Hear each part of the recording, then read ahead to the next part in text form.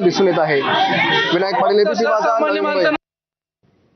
ठाण्यात वागळे इस्टेट परिसरात सर्वसामान्य घरातील कुटुंबांची पोळी भाजी केंद्र आहेत।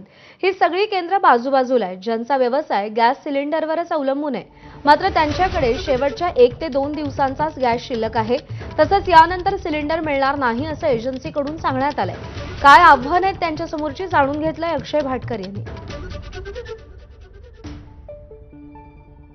आम्हाला गॅस भेटत नाही आणि आम्हाला असं सांगितलंय का तिकडनं प्लांटच बंद आहे, तर पुढे त्रास होणार आहे।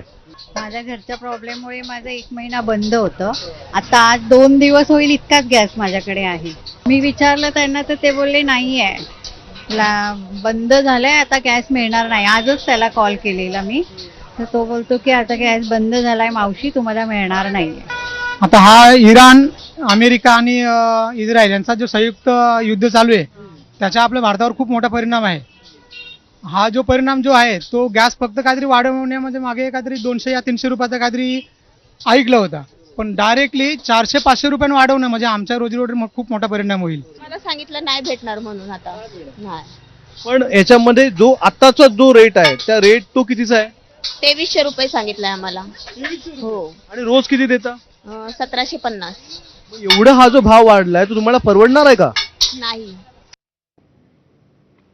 उन्हाळा सुरू होताच अनेक जण मुंबईतील छत्रपती शिवाजी महाराज टर्मिनस जवळचं 1848 पासून सुरू असलेलं उपाहारगृह म्हणजेच पंचमपुरीवाला इथं जातात। पण या पंचमपुरी